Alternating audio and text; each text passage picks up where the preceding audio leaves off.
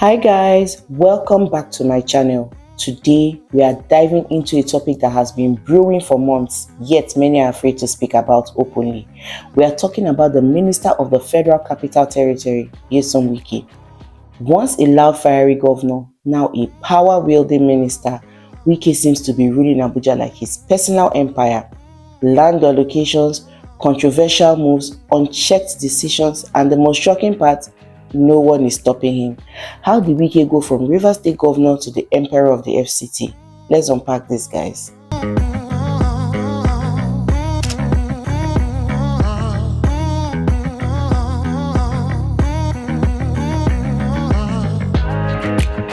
Nyesom Wike was once seen as the face of opposition within the PDP, a strong man who spoke his mind and challenged even his own party. But when the 2023 elections ended, many were stunned to see him walk right into the Tinubu-led APC government, rewarded with one of the most powerful positions, Minister of the Federal Capital Territory. It wasn't just a political appointment, it was strategic. Abuja, the seat of power, became Wike's new playground. And what has he done with this power? That's where it gets interesting and alarming. You see, one of the biggest accusations against Wike right now is the alleged allocation of prime lands to friends and family. Sources within the FCT administration have whispered about secret deals, backdoor approvals, and direct allocations that bypass all known protocols. Some even claim lands meant for public projects or infrastructure are now being parceled out like birthday gifts. Family members of the minister are allegedly beneficiaries, and yet there is no investigation, no media coverage, no EFCC knock at the door. When did Abuja become a family estate? So, on July 4, 2025, just a day after the People's Gazette published the second part of the investigation series exposing how FCT Minister Nyesom Wike allegedly exploited land administration in Abuja to the benefit of his family, he reportedly summoned an emergency meeting with officials of the Federal Capital Territory Administration, that's the FCT. During the meeting, Wike expressed frustration over the backlash surrounding his earlier loud allocations to his children, and allegedly responded by broadening the list of beneficiaries. According to sources, he instructed planners to fast-track land approvals for 38 individuals, mostly made up of his relatives and long-time associates, some dating back to his teenage years. It was rumored that the minister of the FCT used his office to allocate 2,082 hectares of land to one of his sons, JOAQ Farms and Estates Limited, and 1,740 hectares to another son, Jordan, totaling 3,822 hectares, worth $6.45 billion. Wike claimed that the allegation was peddled by an unnamed individual bent on smearing his name. He said, "Calculate the land in Maitama and Asokoro and tell me where you would get 2,000 hectares of land. And I know where it's coming from. It is from Adamawa State. I'm aware. The whole thing is rubbish. Where in Maitama and Asokoro can you find 2,000 hectares? Bring the document. Bring empirical evidence. Assuming though not conceding, my children applied for land. Are they not citizens? Are they Ghanaians? Even if they applied, are they not entitled because I'm minister?" I have documents to show that when Minister Wike allocated land to his sons, huge tracts of land, fine, they, as he says, though they are his sons, they're entitled to land, no problem. But the bills, I have them documented, of 200 million that you need to pay, 100 million here that you need to pay, they wrote to him asking that the bill, he should give a waiver and reduce it.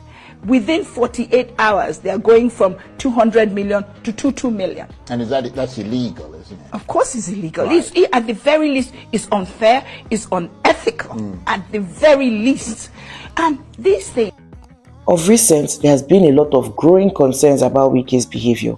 Nigerian veteran actor Patrick Doyle commented on his picture where Wike sat on a throne-like looking chair and wrote, "Why on earth would a minister of the Nigerian state mount on a throne to address Nigerians? This is a sign of the psychosis affecting Nigerian political office holders, delusion of grandeur." What do you guys think? Is Wike doing too much? Please share your thoughts down in the comment section. Initially, we thought he was joking. It was hard to believe that he would be that blatant, says one of the FCT officials familiar with the meeting, who then told the Gazette. But then he began signing the occupancy right days later. By July 16th, 2 weeks after the initial expose, in the middle of a purported presidential probe, Wike had signed off on 33 new land approvals for his friends and family. Among the beneficiaries was his 90-year-old father Joshua Wike, who received 1,042 square meters of land in Guzapi 2, valued at around 400 million naira under file number 62783. Other names on the list included his paternal cousin, Believe Wike, Victor Wike, his nephew, Henry Wike, another nephew, and Promise Wike, his cousin.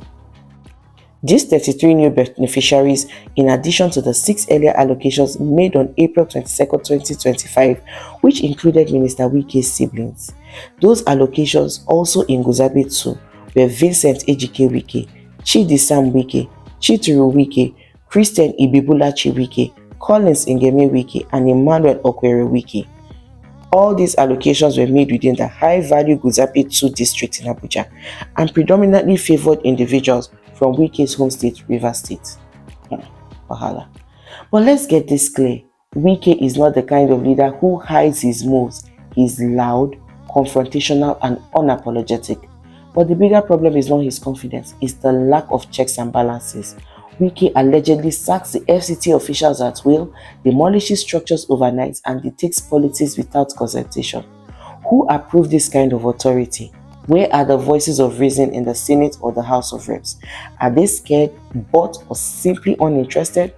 The capital of Nigeria is now being run like a one-man kingdom.